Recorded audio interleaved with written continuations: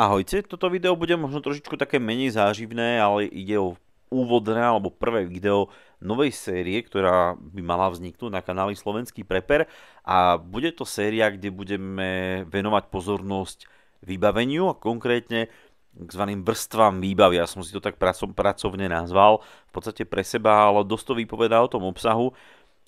Totižto väčšina z nás má ten problém, že nedokážeme tak nejako dať dokopy všetko, čo by sme chceli alebo potrebovali naraz. Väčšinou je problém proste v peniazoch, úprimne otvorene. Asi nenájde sa na kanále nikto, kto by mohol povedať alebo skôr hneď zobrať do ruky proste kopu prachov, postaviť sa, kúpiť nejakú vhodnú nehnuteľnosť, čiže nejaké atomové sílo alebo starý bunker, nakúpiť všetku možnú výbavu, ktorú bude potrebovať, jednoducho na 20 rokov dopredu sa zásobiť, nahádzať všetky tieto veci do toho bunkra a som vybavený, hej, som prepper.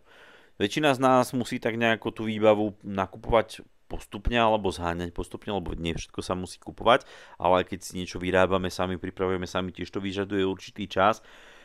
A pre mňa osobne toto bol najväčší problém, že čo, kedy, kde, ako a dať dokopy, aby to malo nejaký logický sled a logický súvis a napríklad stáva sa mi, že mám nejaký prvok, neviem akej výbavy, ale pritom mi chýba niečo zo základnej výbavy. A ja som sa rozhodol dať tomu takýto systém vrstiev, ktorý bude nasledovať po sebe, respektíve kde budú vrstvy nasledovať po sebe v takom logickom slede z dvoch pohľadov. Prvý ten pohľad bude taký, že finančne nám to rozdelí prostriedky, že do čoho investujem najskôr a až keď mám ten základ zvládnutý, tak potom investujem peniažky ďalej. A takisto je to vodítko, čo sa týka tréningu, pretože pomaličky s tou výbavou, ako ju budujem, môžem zároveň aj trénovať. A tretí taký level, menej plánovaný alebo taký bočný, je, že v podstate tie vrsty sa nám budú kopiť tak, ako najskôr ich budeme mať pri sebe. O čom hovorím? Hovorím o tom, že prvá tá vrstva by malo byť nejaké EDCčko. To znamená to, čo máme pri sebe a na sebe každý deň, to, čo naozaj nás nejako neopúšťa, to, s čím stále chodíme, proste na pár výnimiek do práce, do školy a tak ďalej. Čiže to bude prvá vrstva. Druhá vrstva, druhý level, bude KPZ, teda krabička poslednej záchrany, čo je nejaká malá škatulka, nejaký malý obal, v ktorom máme nejaké veci, ktoré už sú určené priamo na zvládnutie nejakej tej krízovej situácie. Tretia kategória alebo tretia vrstva bude nejaký bug-out bag.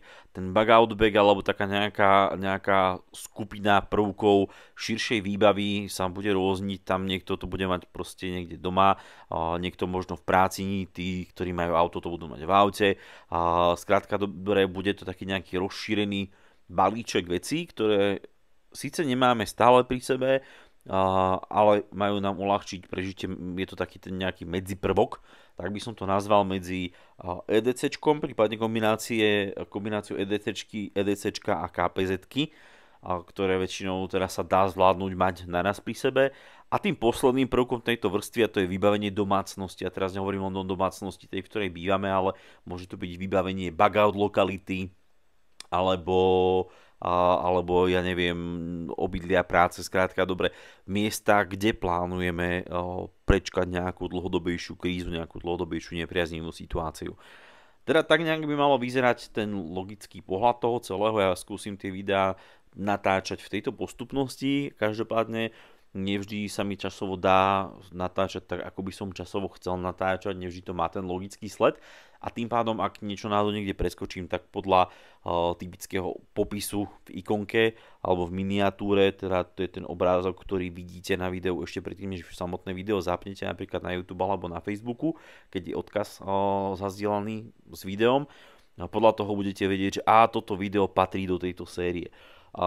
Čiže tá séria by mala mať takúto nejakú logickú následnosť, logickú postupnosť a budeme v podstate v takomto nejakom systéme pokračovať. Čiže nebude vám dávať asi jedno video bez zdrojov zmysel, ale tá séria videí by sa mala stať pre vás takým nejakým možno návodom alebo inšpiráciou pre to budovanie tej výbavy vlastnej a zároveň aj pre mňa by to malo byť také nejaké vodítko, že kde som čo robil dobre a kde som naopak šliapol vedľa. Tak dúfam, že sa vám táto idea páči, dajte mi každopádne vedieť, čo si o nej myslíte a môžete už teraz posielať do komentárov nejaké svoje nápady, návrhy alebo skúsenosti a či takisto používate takýto nejaký systém alebo ako ste sa vy potýkali s problémom dávania dokopy, ktoré takto škaredo naformulovať, svoje vlastné výbavy, svojich vlastných preperských zásob a tak ďalej. Prípadne mi skúste napísať, čo by ste určite chceli vidieť alebo na čo by som v tejto sérii videí nemal zabudnúť. Rovnako mi prosím skúste dať vedieť, ako často by ste si chceli pozerať videá na kanáli Slovenský Prepper. Mne sa predtým dalo natáčať viac, tak tých videí bolo viac, teraz sa mi dá menej, je ich menej, ale mňa by zaujímal váš názor. Som ochotný pozerať jedno video do týždňa, 2 videá do týždňa, jedno video do mesiaca, je na mňa veľa.